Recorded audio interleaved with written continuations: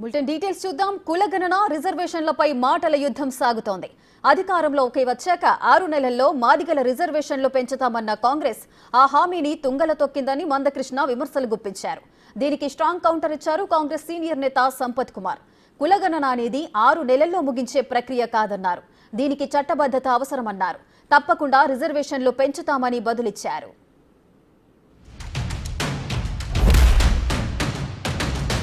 మరి ఈ 6 నెలల్లో ఎస్సీ ఎస్టీ రిజర్వేషన్లు పెంచడానికి ఎందుకు ప్రయత్నం చేయలే? ప్రధానంగా 6 నెలల్లో ఎస్సీ ఎస్టీ రిజర్వేషన్లు పెంచడానికి ఎందుకు ప్రయత్నం చేయలే? ఎస్సీ రిజర్వేషన్లను ఎస్టీ రిజర్వేషన్లను ఏ రాష్ట్రంలో ఎంత జనాభా ఉంటే అంత పెంచుకోవచ్చు అని చెప్పి రాజ్యాంగం చెప్తున్నది.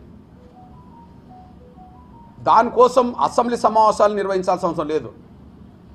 దానికోసం కొత్త చట్టాలు తీసుకురావాల్సిన అవసరం కూడా లేదు. ఎన్టీ రామారావు గారు ముఖ్యమంత్రి ఉన్న కాలంలో ఎస్సీలకు ఉండబడే 14% రిజర్వేషన్లను 15% తనే ఒక జీవో ద్వారా పెంచాడు. అదే అమలు జరుగుతున్నాయి. కేసీఆర్ గారు ముఖ్యమంత్రి ఉన్న కాలంలో 6% ఉండబడే ఎస్టీ రిజర్వేషన్లను 10%. 60 సంవత్సరాలుగా ఉన్నటువంటి ఒక కంప అది కులగణన అనేది, రిజర్వేషన్లు పెంచడం అనేది. దాన్ని 6 నెలల్లోనే పూర్తి చేయాలి, ఇప్పుడే ఇమీడియట్గా భోజనం పెట్టాలి కాదు. అడ్మినిస్ట్రేషన్ ఆస్పెక్ట్లో అనేక సమస్యలు ఉన్నాయి. దాంట్లో తప్పకుండా రాహుల్ గాంధీ గారు పైన చెప్తున్నారు, కింద రేవంత్ రెడ్డి గారు కూడా చెప్పారు. ఎన్నికల్లో చెప్పాం, ఎన్నికల తర్వాత కూడా చెప్పాం. ఎస్, డిక్లరేషన్ చేసినాం మేము కామారెడ్డిలో.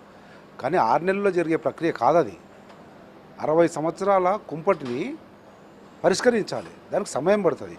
దాంతోపాటు ఎన్నికలు, స్థానిక సంస్థల ఎన్నికల్లో కులగణన చేసి పెట్టాలనేది.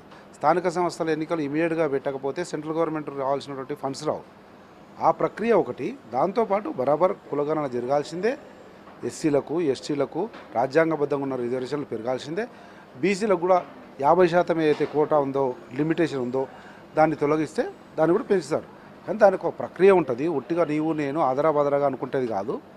శాశ్వత పరిష్కారంగా అన్ని వర్గాల ప్రజల ఆలోచనలు, అన్ని వర్గాల ప్రజల జనాభా దామాషా ప్రకారం రిజర్వేషన్ రావాలనే దానికి ఒక శాస్త్రీయమైనటువంటి పద్ధతిలో జరగాల్సినటువంటి ఒక పవిత్రమైనటువంటి సుదీర్ఘమైనటువంటి ప్రక్రియ 6 నెలల్లో 6 గంటల్లో జరగాలి. ఇప్పుడు ఏదో ఇదిగవుతుంది అనేది తప్పు. తప్పకుండా తెలంగాణ రాష్ట్ర ప్రభుత్వం కానీ, రేపు రాబోయే రాహుల్ గాంధీ నాయకత్వంలో కేంద్ర ప్రభుత్వం కానీ కులగణన కట్టుబడి ఉంది.